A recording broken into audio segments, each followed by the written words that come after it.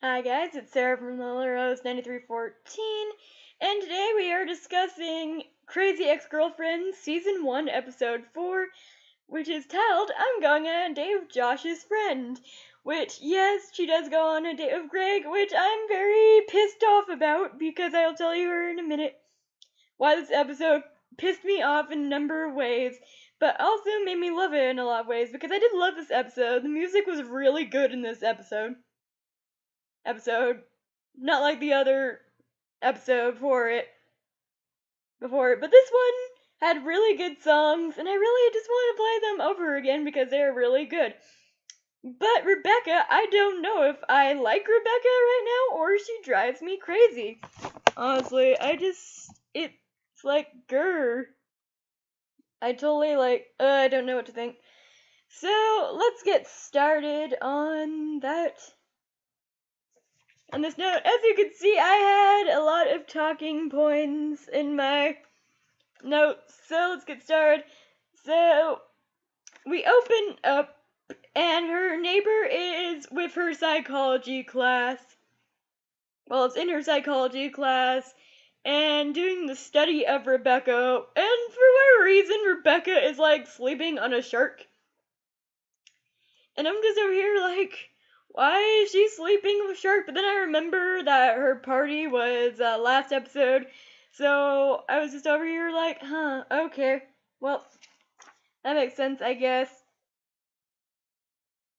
And then we cut scene to Rebecca and her friend, which I know her friends, Paula, yeah, her and Paula are at the skate park, of course, doing something that Josh would be doing that specific day, because Rebecca is obsessed with Josh, and I'm really not a Josh and Rebecca shipper. I'm a definite Greg and Rebecca shipper. Mostly is why this episode made me happy yet frustrated at the same time. But we'll get onto that later. Okay, so, and then Rebecca's mom proceeds to call her, and we all know how much Rebecca's mom actually respects her daughter.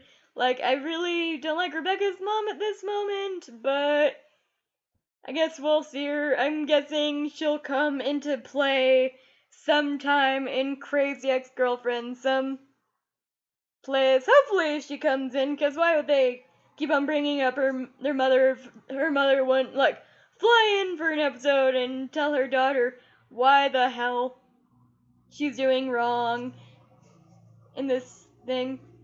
So we have her mother, and her mother chooses the most awkward place to tell her daughter that someone else got her promotion, and I just thought it was awkward because she was at her gynecologist getting a pap smear while it happened, and I'm just like, okay, that's really awkward, but Crazy Ex-Girlfriend does do the awkward, like we saw with the sexy I'm Feeling Naughty song, and I'm all like, okay, well, they do weird, and they do other stuff.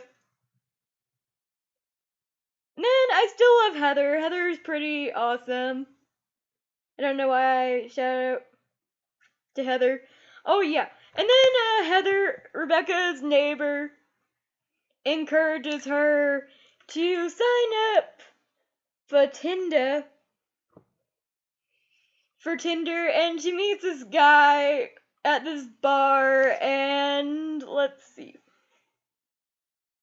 Okay, and then we gotta discuss the first song of this episode, which was Sex with Strangers, which it was a very catchy song, and I'm like, this song is so damn catchy that I feel like it's gonna be playing on radios or something. Like, that song, man.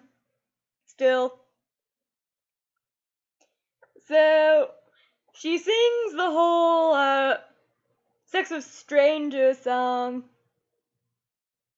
And then she decides, well, I'm not gonna actually have sex with this dude, because she sees the butter commercial. Which, the butter commercial, if people remember the first episode, was what got her to come to West Covina, California in the first place. And I'm just all like, okay, what's the butter commercial gonna tell her now? And then the butter commercial is telling her, feel disgusting and gross.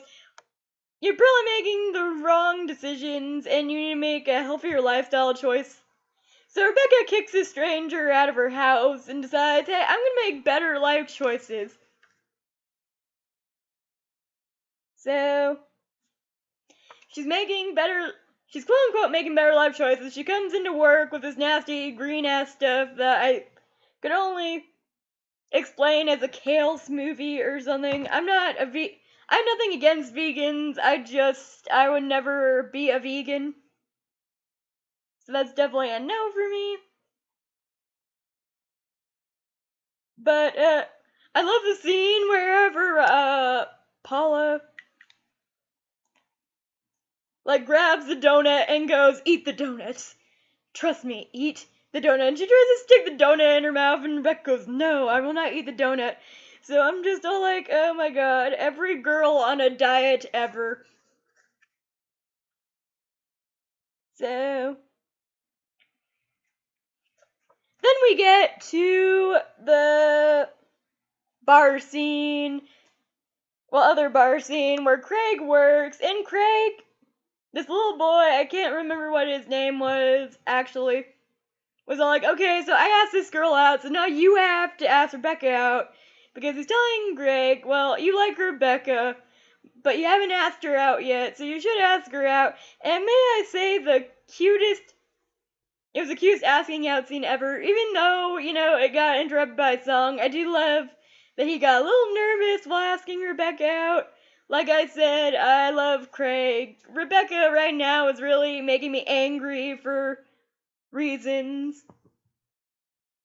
So I'm just over here like, okay, so that's Craig. Craig asks her out, and then we get to the song Settle For Me, which is a really cute song, and oh my god, the lines from this one made me laugh so hard.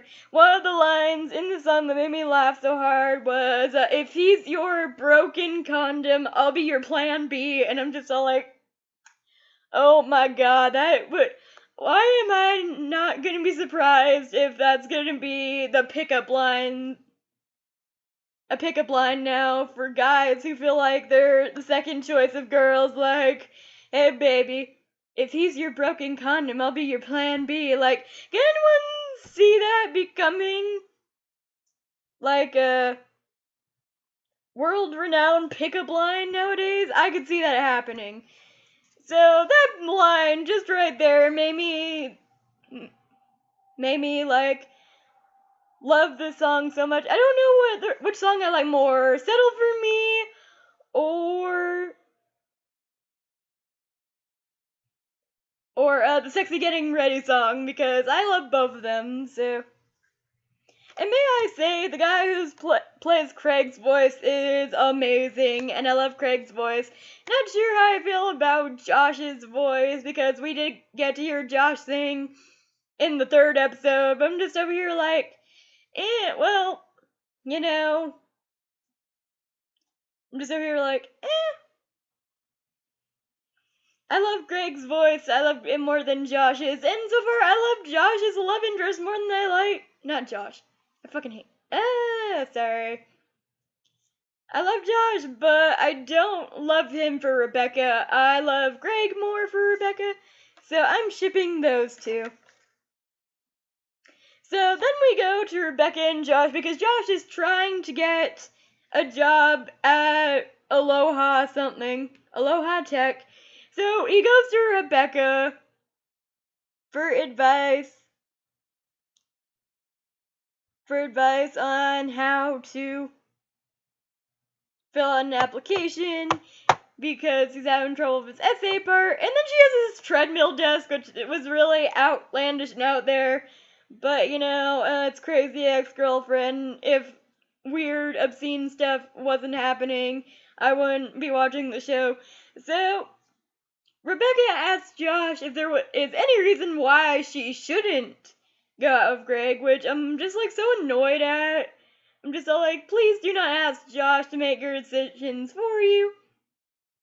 And I have a feeling that Josh is gonna be really pissed at Rebecca for what she did to Greg next episode. So let's way into that. So I even put down right here, even Josh ships Rebecca and Greg like I do. So, that happens. So Josh turns in the essay Rebecca gave to him, and it's like prestigious, like someone from Harvard to write because Rebecca's from Harvard. She graduated from Harvard. And then I'm just all like, well, what do you expect when you don't write your own essay? So he doesn't get the job, mostly because of Rebecca and stuff. And then we go to Rebecca and Greg's date, which I thought was absolutely adorable. The whole beginning scene with them talking to each other. I really love the whole, I'm trying to be mature and responsible, and then Rebecca just like goes, park, and then she just like runs off. Like, I'm all like, yep, definitely every girl on a diet ever. So they're on this date and they're having a really good time, and then, like, Rebecca and Greg has this little tiny misunderstanding because Greg is poking fun at her coming there for Josh, and she gets upset about it, and she runs off like a child to the porta potty, and she's like, okay, well, I'll settle for him, and then she goes, you know what, fuck it, I'm not gonna make healthy decisions anymore, so she sleeps with the vegan guy that she met there, which is why I'm saying she's so frustrating.